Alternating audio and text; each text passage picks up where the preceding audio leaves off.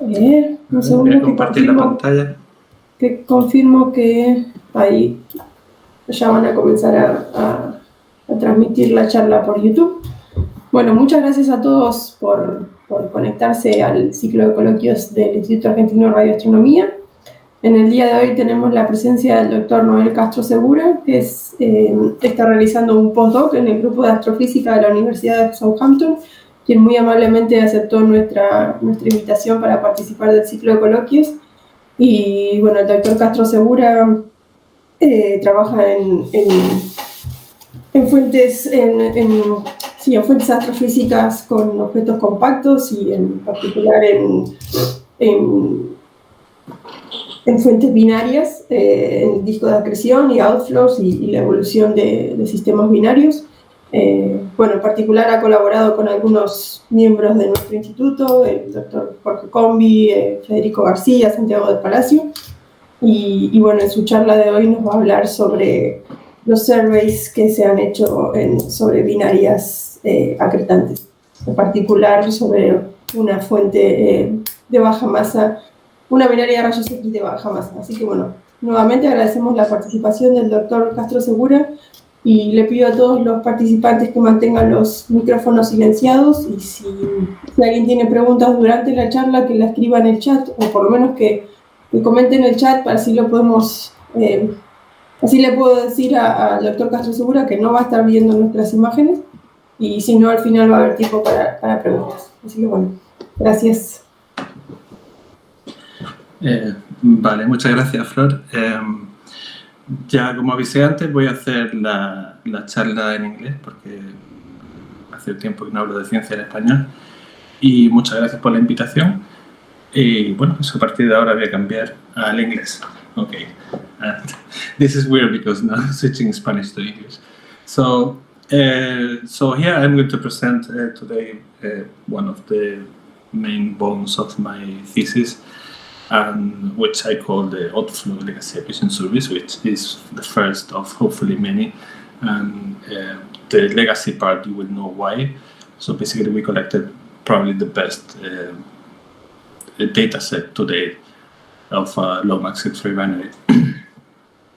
So for a start, I'm going to do a sort of brief introduction into accretion. So accretion is the natural process of how objects in the universe grow in mass, and it takes place at all scales in the universe, from galaxies down to planet formation. And this includes binary stars. So approximately 1/3 of the stars in our galaxy lives in binary multiple system, and most of this goes through accretion episodes. So in this, which we call the semi-detached binaries, they go through violent episodes of enhanced accretion where the luminosity increased several orders of magnitudes, which we call outburst. These events have a recurrence time scale from tens to hundreds of years in the case of low-max X-ray binaries, and have a duration of tens to hundreds of days, which makes them the perfect test beds to study accretion physics. So these semi-detached binaries consist of a companion star, typically an evolved star, which is filling its Rhodes lobe, and it is accreting matter to the gravitational potential of the compact object, which is here in the center. This can be a neutron star, a black hole, or a white dwarf. So when the mass is transferred, because it has an excess of a specific angular momentum, it tends to form an accretion disk. And in this disk, the viscous forces, the MRI dissipates the angular momentum, carries the angular momentum over, while the mass is accreting into the compact object.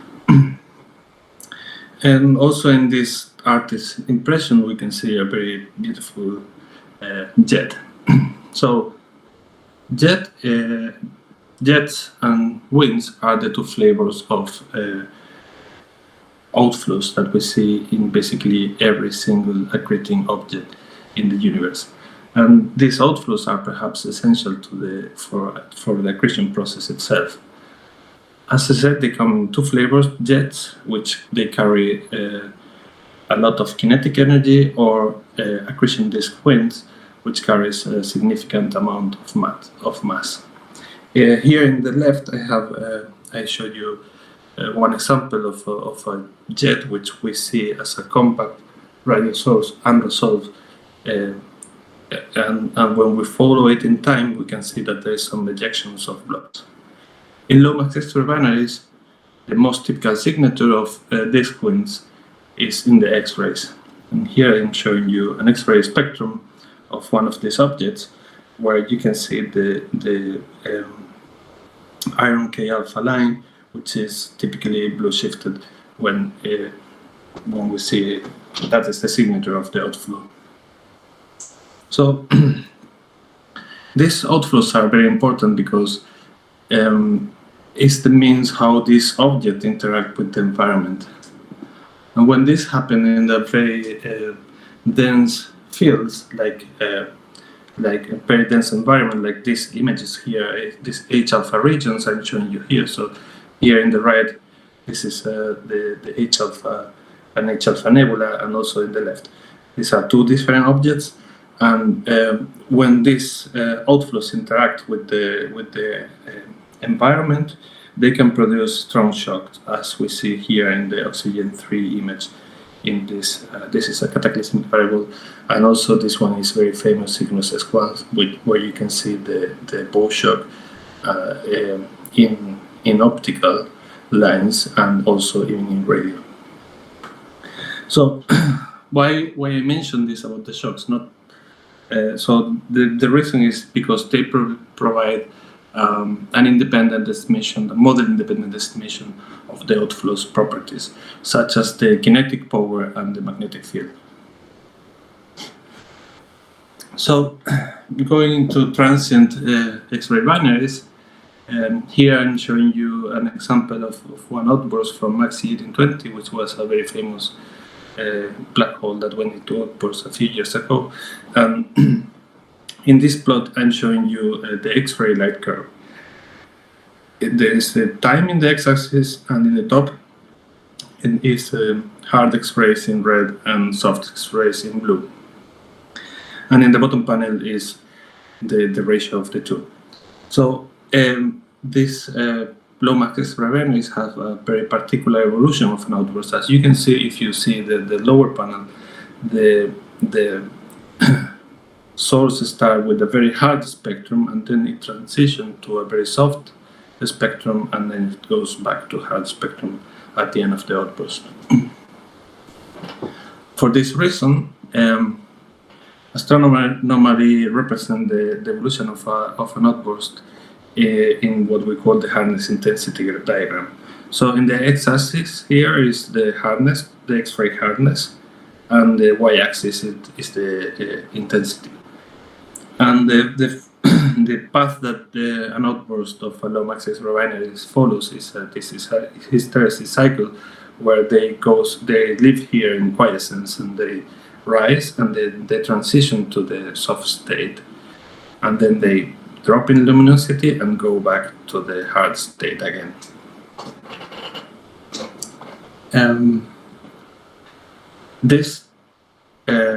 So over the course of this outburst, the X-ray spectrum is very characteristic. We can identify two main components.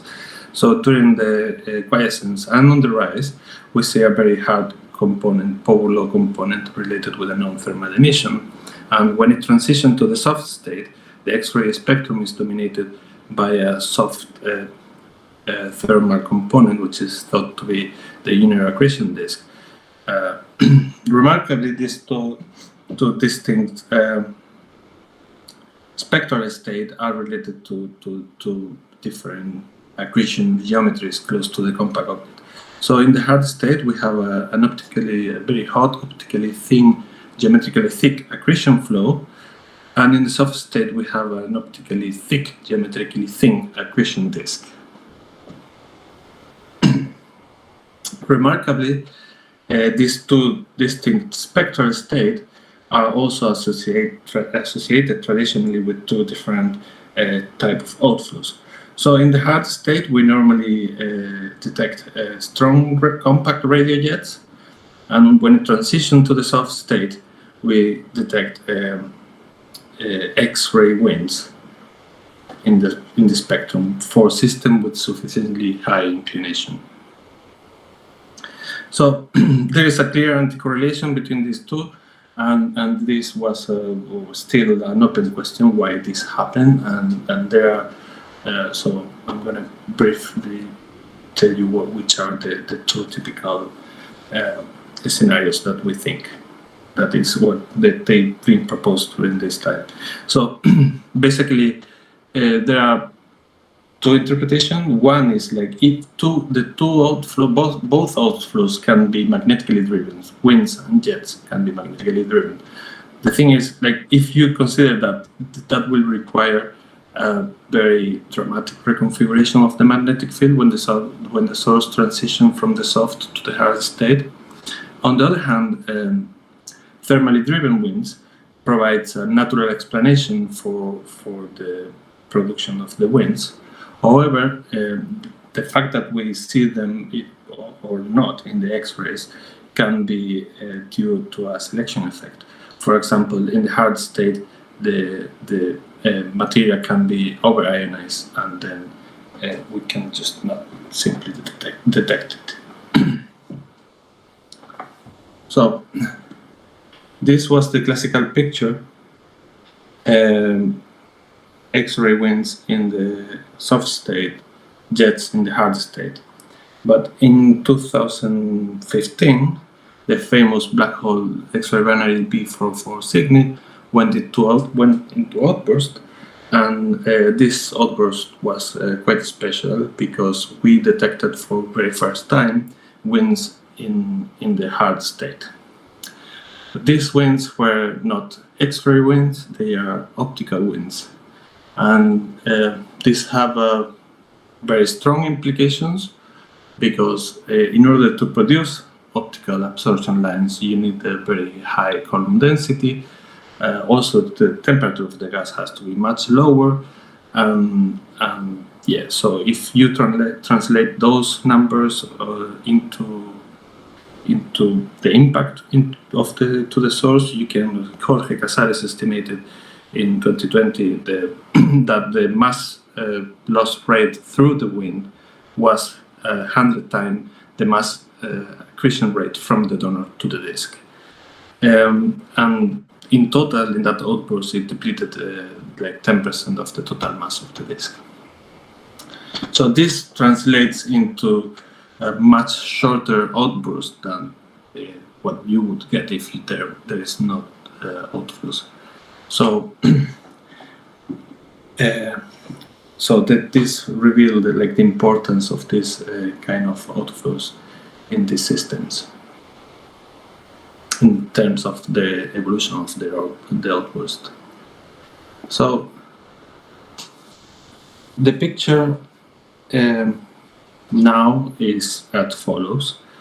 So the current picture is like you have in the hard state in the right, you have a steady compact radio jet with cold, very dense optical winds, and when the source transitions to the soft state, you have you can detect X winds in X-rays. Of course, all of this is biased to high inclination systems. So the question is like this very hot and very cold wind. What are they? Are they completely different type of outflows? This, I mean, like, is the driving mechanism is a different phenomenon? So one can be a magnetic and the other one can be thermally driven, or they are just different phases of the same outflows. And what we are seeing is just a selection effect based on the irradiation pattern of the central X-ray source.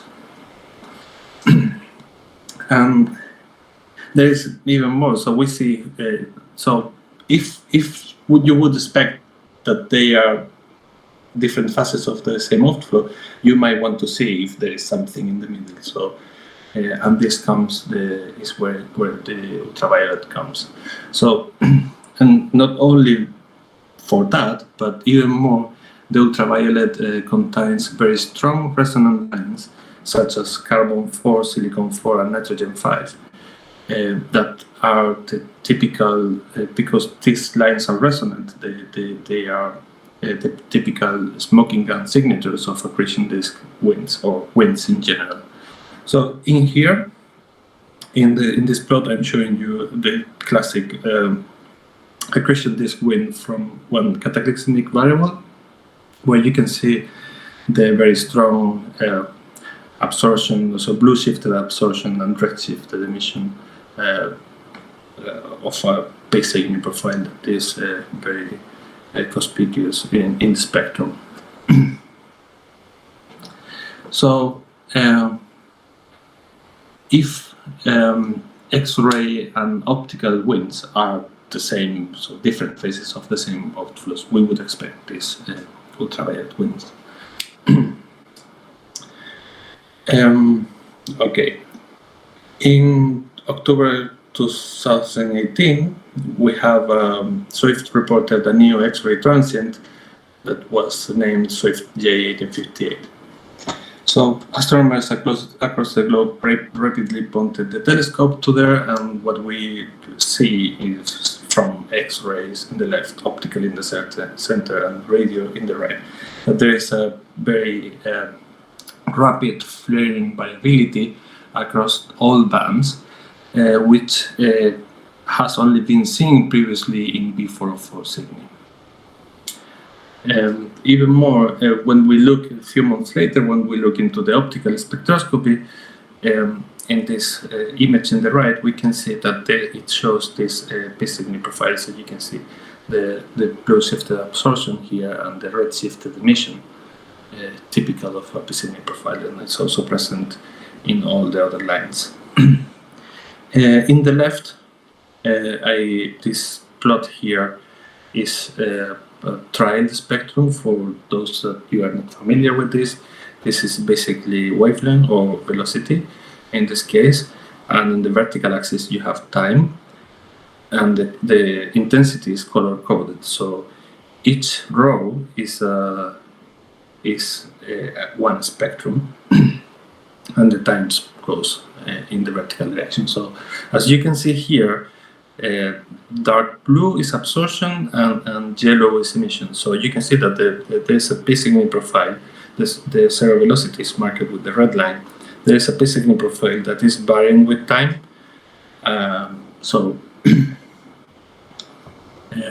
Okay, we see optical winds. So this gave us the perfect opportunity to go for hand. And so we did. We wrote a HST DDT proposal that luckily it went through, and then with that it rapidly escalated in a very huge campaign that consisted of 4 10-meter class telescopes doing spectroscopy and high time resolution photometry, 3 X-ray telescopes, and 3 radio telescopes. All of them aligned to observe strictly simultaneously the source for a 4-hour window. And this is what this campaign has of special, that we did it strictly simultaneously, and that was very important, because as you can see in this plot, I'm showing you the evolution of the entire outburst. So at the beginning is when it went in the outburst, we have the sun constraint gap, and then you can see that there is a huge variability across the entire outburst during this first period. The vertical line represents when we took the data. Yeah, because these transients are a bit crazy. You never know when they are going to go off. And here I have to thank Sergio and Luis Antonio, because a few days before the campaign, they took some data there from Argentina, and they make sure that the source was still there, which is like this really small dot there. It was a bit tricky to find the source, but we found it. So thank you both for this. Yeah, we got a lot of data, as you can imagine, and a lot of work to do. When we looked first to the light curves, they are what we were expecting, basically. So a lot of flaring. This kind of flare is a bit weird, because they look like this building up. And here, what I showed you the first section of the observation. From bottom to top, we have X-rays, the 5 UV flags, optical flags, near-infrared flags in Jansky, millijansky. So there is no evident lag between these bands, 2-3 seconds accuracy, and the amplitude of this variation, that is like more than 1 order of magnitude in the optical, it is decreasing toward longer wavelength. So what this means is like this suggests that the variability we see in the optical is driven by the X-ray source, and what we see is basically the reprocessing of that light in the accretion disk. So here, okay.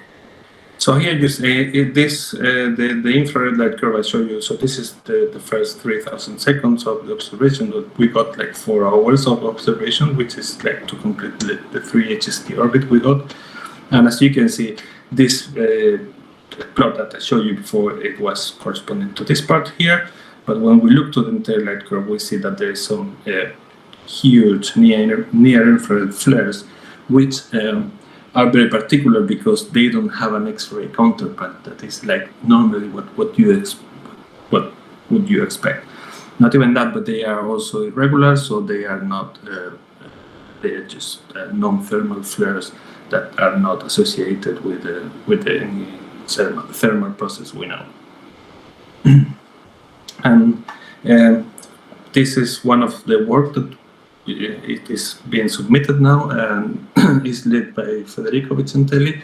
And because we got all of this data, Alex Tetarenko applied a very nice model where they can figure out when was the ejection time of the radio flares in terms of the near-infrared. And I cannot talk much about this, but there is the paper have been submitted, and we expect in less than probably 1 month to have it already available in archive for you to check. But getting back to the topic that I'm more interested in is the optical wind over the accretion disk winds in general, the outflows. So, well, the other outflows. So this is the 2-trial spectrum. This is equivalent to the one I showed you before. This is a GTC on the left, and this is X-shooter on the right. So you have the 8 different epochs from GTC when they observed, and we have the single epoch we observed simultaneously with X-shooter. So the red triangle squares here, rectangles, they represent the far ultraviolet observations with HST cos, and this is also the red spectrum. The top is the average, the blue one is the average of everything, and the red is the average during the far UV exposure. So as you can see, especially in the left, when you look at here, the accretion disk winds, they were not the strongest of all of them we observed, but they are there. There is a hint that they are still there, and that is clear when you do the average spectrum. So, just give me a second.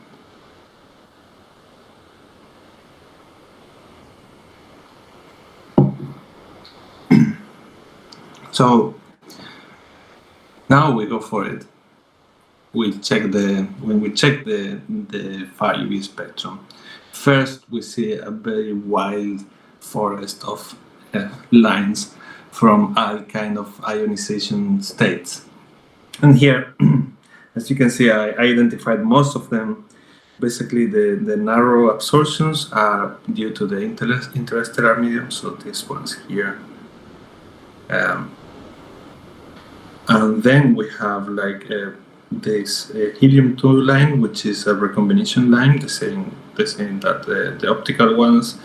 And we have carbon-4 here, silicon, oxygen-5, and nitrogen-5.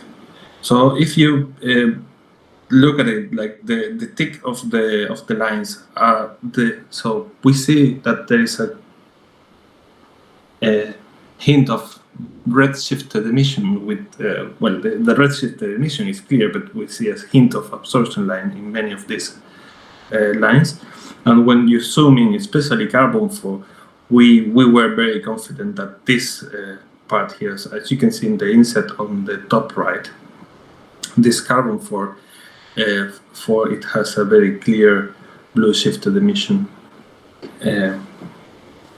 So this is great, and it's a very nice result that we were looking after, but because HST, well, this is the phi UV light curve as seen by the same instrument. So the funny thing, if you are an X-ray astronomer, this HST is a bit sort of like the X-ray, where you can see you have like energy and time resolved data.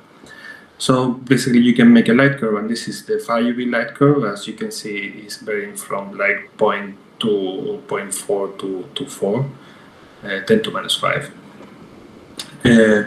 So, and because when you look at it, you see that it's clearly the model. So we have this period of like low activity, as here and here, and then we have periods of high flaring activity.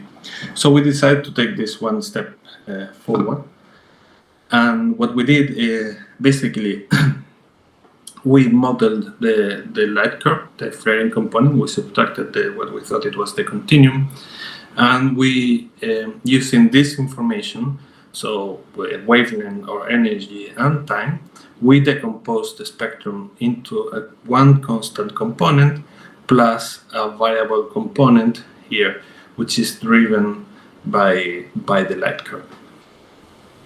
So by doing this, we are able to obtain two spectrum. One is the underlying constant component, and the other one is the flaring, which is varying on top of that constant component. So, and this is here represented in the right-hand side. The blue on top here and also in the insets is the constant component, and the red is the flaring component, which is varying according to the driving light curve, which we determined from the data itself. So what we see here is, especially I will point you to the carbon-4, which is the more evident. So we see two things. First, that the flaring component in the bottom, it has the absorption at rest position, and that is the absorption we expect from the ISM. And then in the top, we see that the constant component is purely blue shifted emission, which is I mean, this is evident that it's the same kind of profile you expect from the X-ray, and what we can discuss later why we wouldn't see emission. But in the nitrogen 5, you see the same. You know, you see a more clear P-sigma profile. So you have the blue shifted absorption and then the emission. So using this, we can estimate that more or less roughly the edge of the blue shifted absorption is about 2,000 kilometers, and we can estimate the mass loss rate from the wind, which is not extremely high. But if we assume like the source was so the X-ray luminosity is corresponding to 1% of Eddington, we can estimate that the efficiency of the wind was only at 20% of the mass accreted.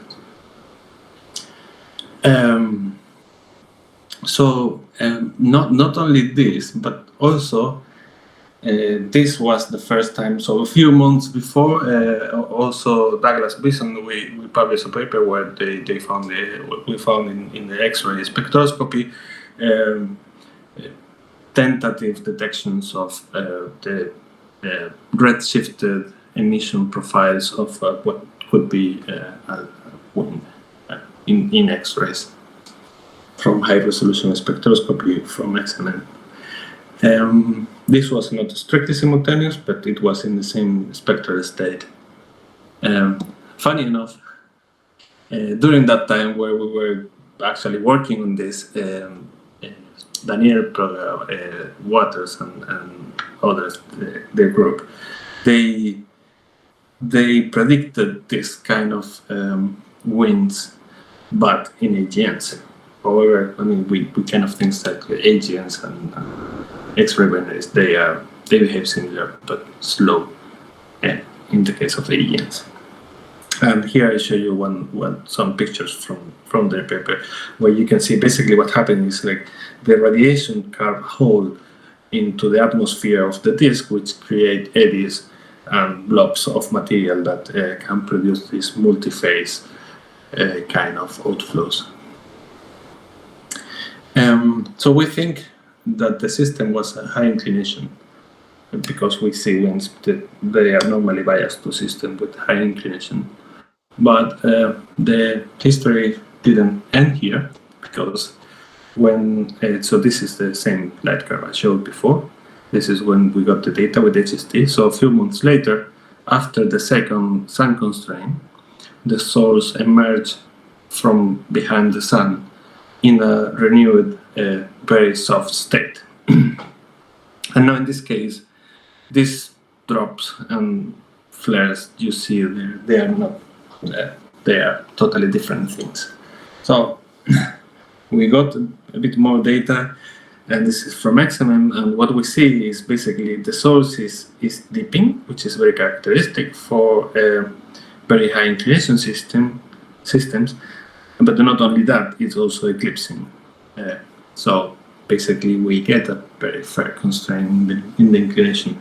Even more, those kind of flares, they were not flares, they were type 1 X-ray bursts that are characteristic for neutron stars, which means that, so these make Swift J1858 the first system that we know that is behaving as a super Eddington accretion black hole, which was the case of V404 Cyg back in the day. So with this information, Douglas made an excellent work where he basically estimated the distance from the type 1 X-ray burst.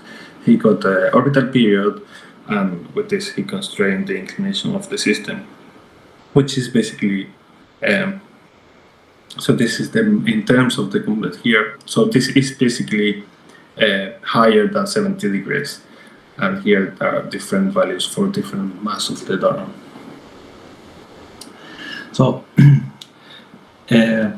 I took this a bit further during my thesis, and what I did is basically, you remember this, I showed you this image before. This is a pan-star archival image, and you can see the source is clearly detected there. So with the archival data, basically I can estimate the temperature and the luminosity of the star, the progenitor, in quiescence. When you do that, so here in the right, I'm showing you the temperature of the star and the luminosity, and the lines are the isochrones, which are basically for a given mass, the different and different timestamps, you get the evolution of the star with the given mass. And so the red one is the one we care, because the other one is basically the more conservative case and unlikely. We can discuss that later if you want. So when we do this, we get that this guy can be it lies in the track of a 1.4 solar mass star, which is quite fun because neutron stars are thought to be 1.4 solar masses. So okay, we can go back to this plot that Douglas made before, and if we can turn it around now and say, okay, if we have a 1.4 solar masses, what is the range of angles of inclinations that would allow my neutron star to live before collapsing into a black hole? And so we get like it should be between 70 and 73, which is a very tight constraint.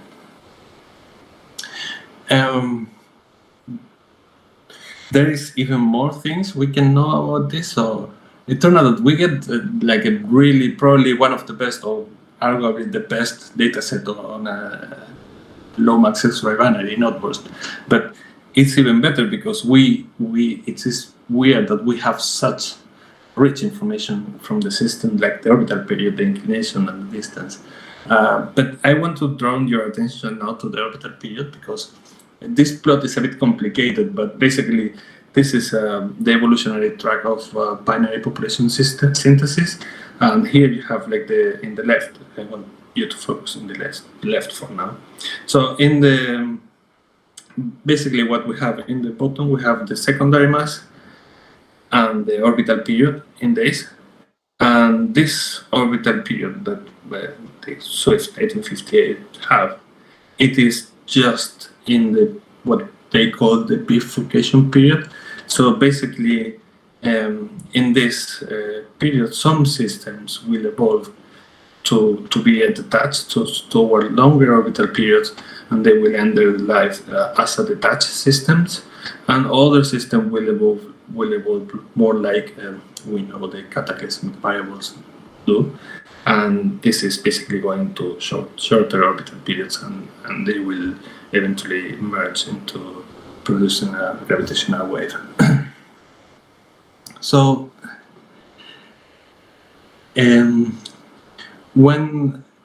basically the point here is like 5UV spectroscopy is not only the best tracer. I mean, you have there the best tracers for outflows, as I walked you through it a little bit before, but it's also telling us about the binary evolution.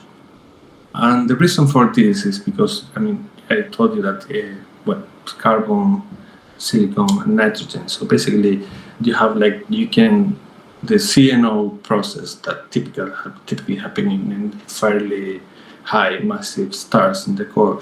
You have here all of these lines. So if you pay attention now to hydrogen 5, carbon 4, you can see that there is a huge ratio. So there is a very small emission of carbon 4, to be honest, but it is not statistically significant.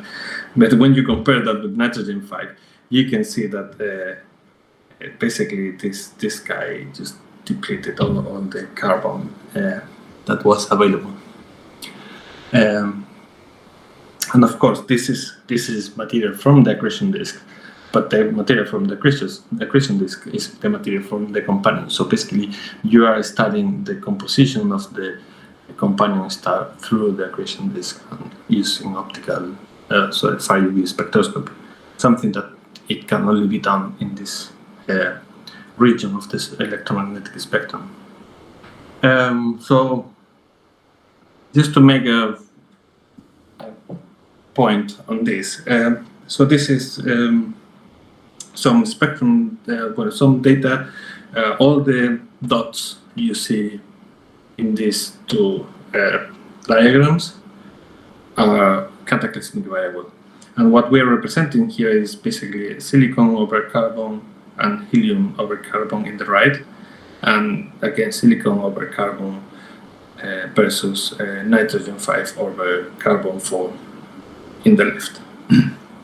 Basically what we see is like, you see this, all the dots, the red dots, are encircled by these ellipses And these are most of the cataclysmic binaries that we thought they went through a normal binary evolution. So we can go into details later.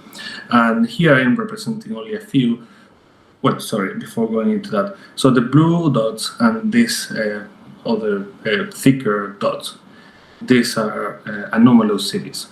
So what happened with these guys, the anomalous ones, is like we thought that they went through a different evolution and they will end their life as detached systems.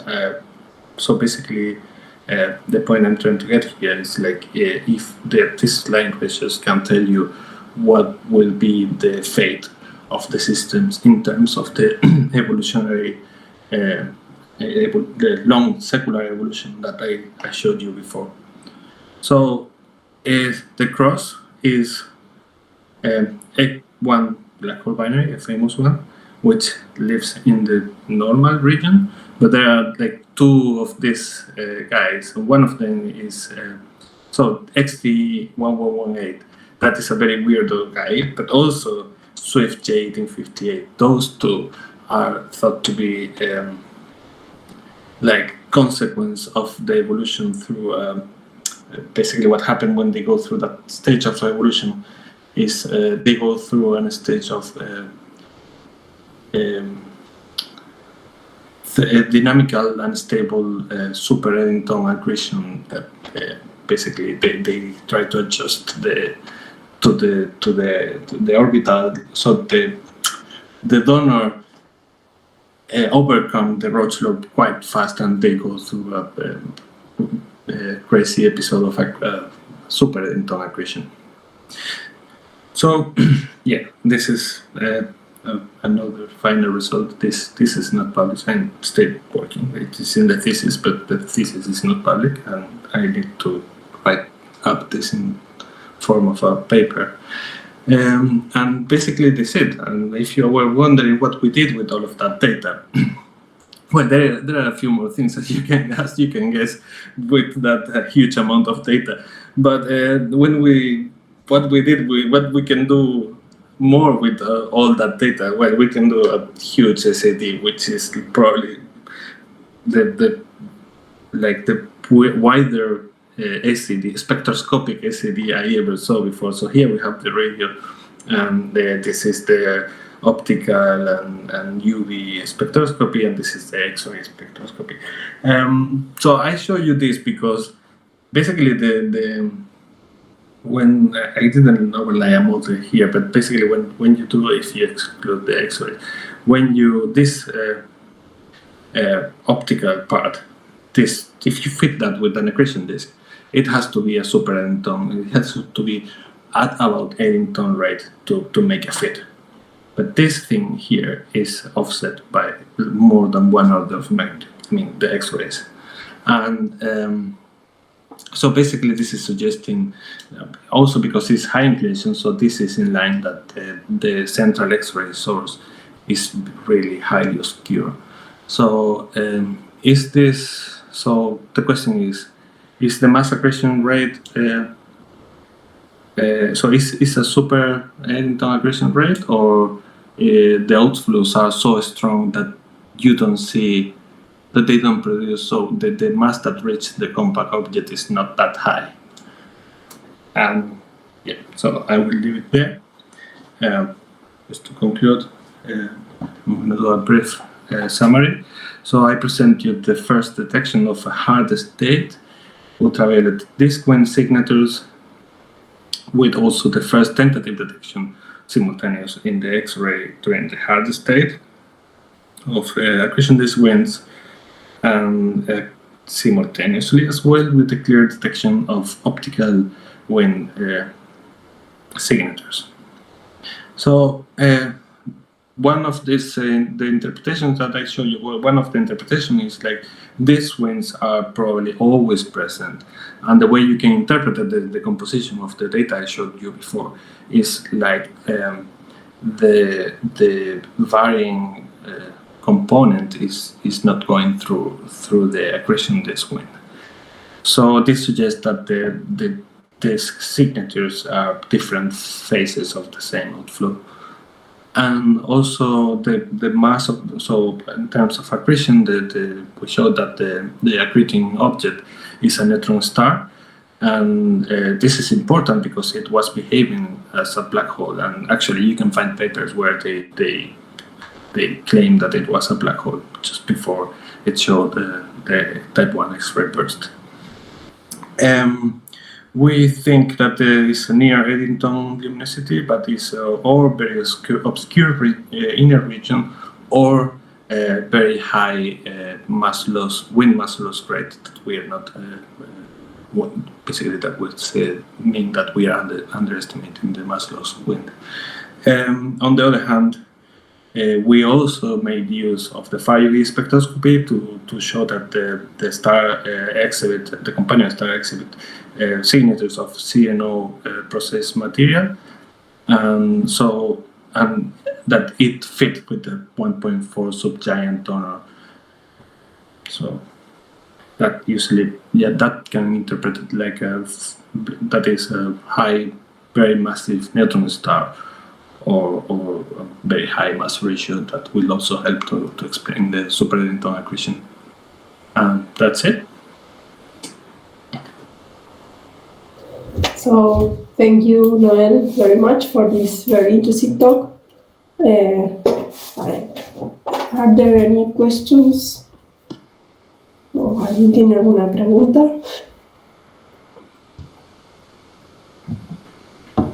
Bueno, Sí. muy linda la charla, la presentación, Noel.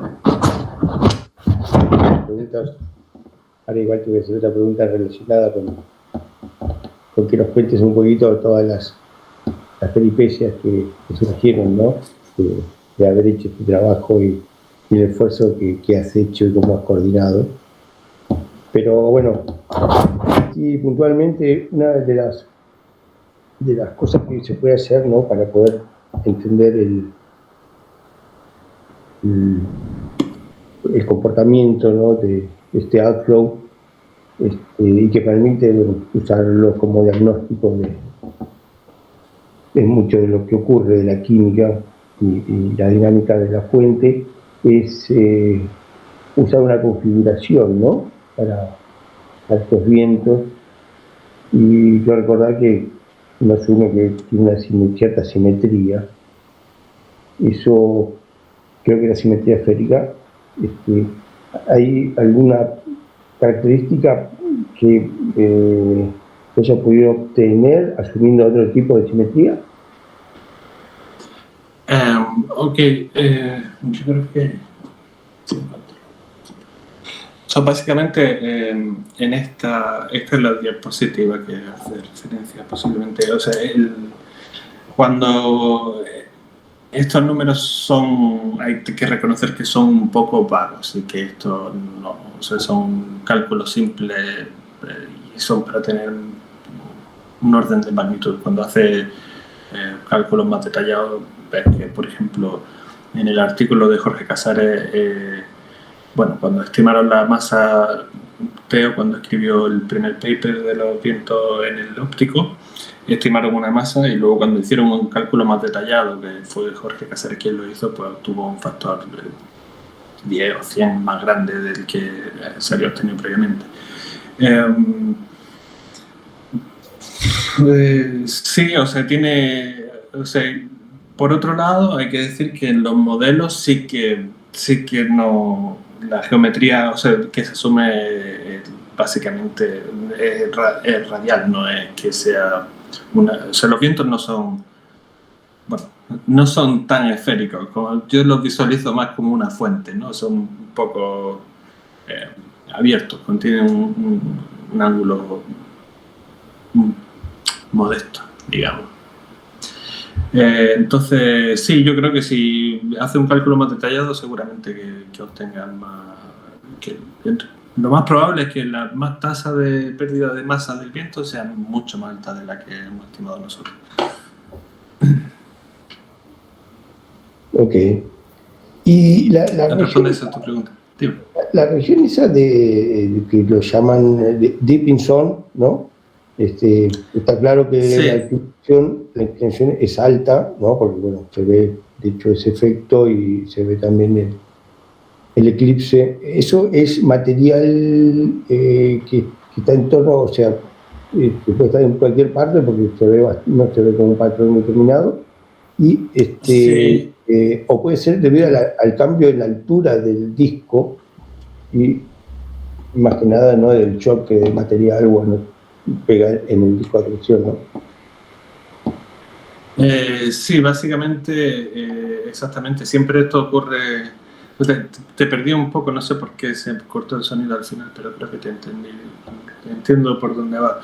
Entonces, básicamente, la Deeping Source. Yo no trabajo en eso. Creo que.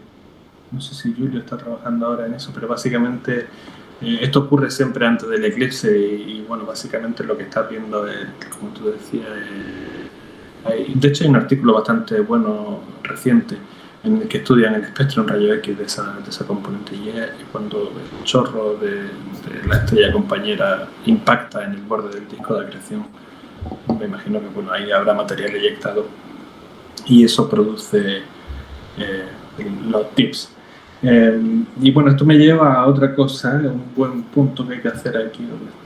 Sí, lo extraño es que cerca de cuando se inicia el eclipse es como que desaparece ese efecto, ¿no?, el fenómeno de dipping, y de repente aparece el eclipse, ¿no? Parecería material bastante homogéneo, algo así por el estilo. Es que por el momento angular del sistema, sí, lo que pasa es que por el momento angular del sistema, el punto de impacto del chorro de la compañera está bastante más adelantado que lo que es la compañera en sí. O sea, esto, no sé si ver mi ratón, pero básicamente es como una parte considerable de la fase orbital. Y bueno, esto me lleva a aclarar una cosa también. Si te preguntas si los vientos que detectamos en el ultravioleta tienen algo que ver con eso, la verdad es que no. Y yo me aseguré de eso antes de hacer nada de fuerte, porque básicamente aquí estamos viendo en la otra parte, estamos viendo como después del eclipse. No, antes del eclipse. Eso normalmente pasa antes del eclipse y estamos aquí un poco después de que tramos bastante después de que haya pasado el eclipse. Ok. Y bueno, no sé si alguien quiere preguntar. No es necesario que la responda. ¿Hay otros candidatos que ustedes sospechen que pueden presentar este tipo de comportamiento, o si hay algo en progreso respecto a estudios que nos pueda contar?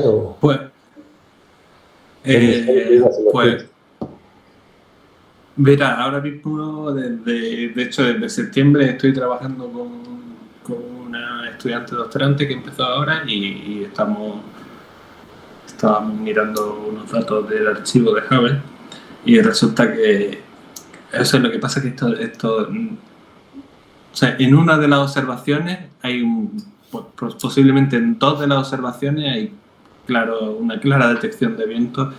Y sí, básicamente el punto que quiero hacer aquí, posiblemente esto sea un poco, bueno, ahí tenemos el ejemplo de Teo en el grupo de Canarias, que ellos empezaron igual con una detección en una fuente que era súper evidente y luego cuando empiezan a mirar más en detalle en más fuentes, pues resulta que son más comunes de lo que es. De momento nosotros vamos por el segundo. Ellos creo que ya llevan 10 o algo así. Ah, mira. Es otra binaria de baja masa también. La que están sí, esto es y además otra estrella de neutrones. ¿Cómo? Perdón. Es una binaria de baja masa y con estrella de neutrones. Sí, de hecho tenemos también datos pues la verdad que no he seguido. Aquí también María, una estudiante doctorante de aquí, también estaba trabajando con los datos de Maxi 1820 y creo que no hay clara... O sea, pues que esa fue muy corta. Parece que estas cosas son transitorias, por lo menos en el ultravioleta, lo que es la detección de los vientos, y Maxi 1820 fue una sola observación porque era extremadamente brillante en el ultravioleta y no hay clara evidencia. De hecho, yo tengo que decir que, bueno, aprovecho, si hay alguien en el panel de Hubble que se encuentre con mi propuesta, recuerda que es muy importante estudiar los vientos. Pusimos una propuesta, pero esto era para evolución. Pero bueno, tenemos un programa aprobado con XMM y Hubble que lleva ya un año y no pasa nada. No conseguimos hacer el trigger. Así que, bueno. Ahí sí. Bueno, buenísimo, Sí. ¿no? Buenísimo. Excelente. Sí. Es que estas fuentes son bastante complicadas de observar porque la absorción interestelar tiene que ser demasiado baja y eso normalmente no se da. Sí. Para poder estudiar bien toda la densidad columnar y todo eso, si se complica a esas frecuencias. Bien. ¿Alguien tiene alguna otra consulta, pregunta, comentario? Estamos con la voz todo bastante castigado, ¿no? Son en las telecom. Sí. Bueno, si no, agradecemos nuevamente a Noel por haber dado esta charla tan interesante y por haber participado del ciclo de coloquios. Y bueno, gracias a todos por conectarse. Muchas gracias. Bueno, muy buena charla, gracias. Noel, después hablamos nosotros. Después hablamos. Venga. Te cuento unas cosas. Hasta luego. Grande, gracias. Gracias a todos. Ahí hablamos en WhatsApp. Hasta luego, un abrazo. Dale.